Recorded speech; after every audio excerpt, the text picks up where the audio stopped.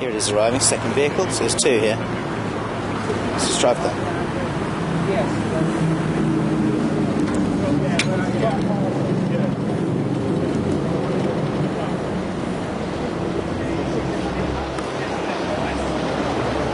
Okay, so it's on. It's on. This engine's running. Engine's running. I'm sitting with the managing director of Think UK now, yeah? Yep. Excellent. Congratulations. Thank you very much. It's a great product. Thank you very much. I'm going to stick it into reverse. Just back it up a little bit. See how she goes.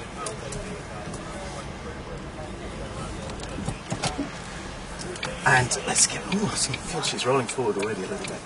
I'll just take it round here, shall I? Yeah. Okay.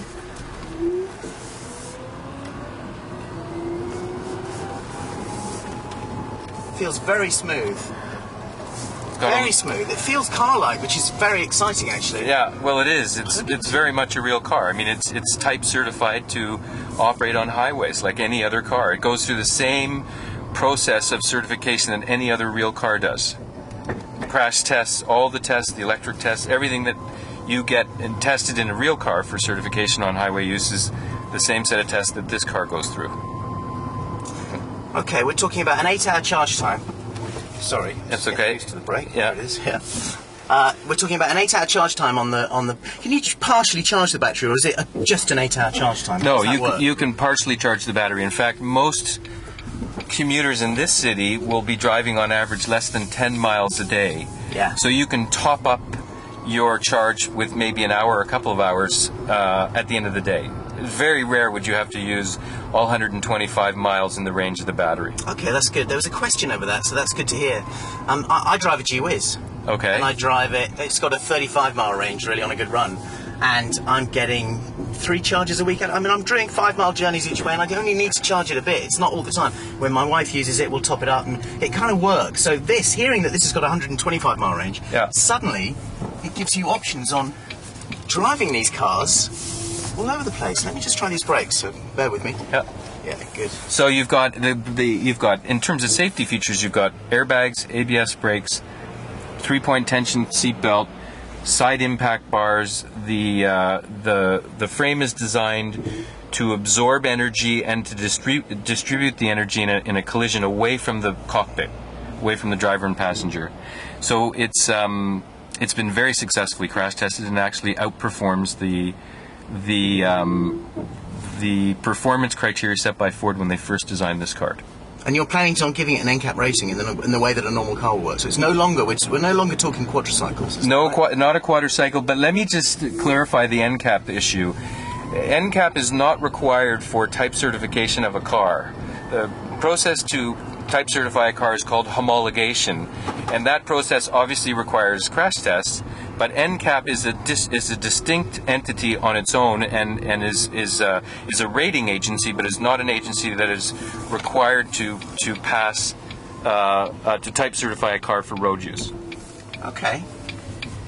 And it's got a 65-mile-an-hour top speed, so that also differentiates it from a G-Wiz. And it's obviously very safe. If you've seen the crash test videos, this is a very different product. Yeah.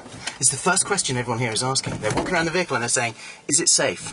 Yeah. It's really interesting. It's very safe. safe. It's been associated with all the quadricycles, you know. People are saying, is it safe? And how much is it? So how'd you like the drive? I really like the drive. It feels it feels like a car. It's really weird. I haven't driven an EV that feels like a car.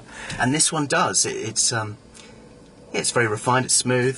125 miles, it'll almost get you to Bristol. Yeah. So you can really commute in and out of this city from a fairly large, a long distance. Yeah. How much is the rental going to be on the battery?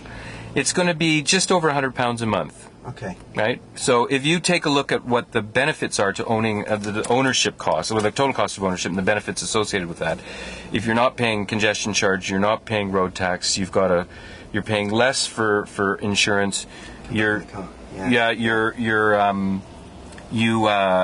have virtually no maintenance cost, your fuel cost. So if I drive this car 10,000 miles a year on the most expensive energy that you can buy, which is renewable energy, at peak hours, at the most expensive hours to charge the car, the total bill will be £120. Excellent. Love it. Yeah. Tell me about the options. Can you get options on it? Yeah, there's going to be the telematics are going to be, very, very robust in this car. A year from now, you'll be able to text your car to find out what the state of charge is. You'll be able to preheat the car, pre-start the car, and there will be some very unique features in terms of navigation and almost a little bit like a social networking platform on wheels. There's air conditioning, obviously. There'll be other sorts of normal types of options that you get with cars. You could have alloy wheels. You could fit the interior differently. There'll be choices of colors. So a little bit like any other car, you'll have those kinds of features. However, the telematics systems will be quite advanced. Excellent. Can I take the camera off you? Yeah. So I'm excited because this car, they've talked about it for years. Ford built it. Right. They built it. They sold it unsuccessfully. Yeah. They finished it. You still see them in London occasionally, but not very often. Why do you think it's going to work now? The demand is here. There's two things that are going to make it work now. One is the fact that the market is absolutely ready for a car of this nature because of the climate change issues, which are real, and were, at that time, when Ford was the owner, weren't really being debated to the degree that they are today. You've got a price of oil at $100 a barrel, and you've got extreme congestion in cities. So all of those three things has started.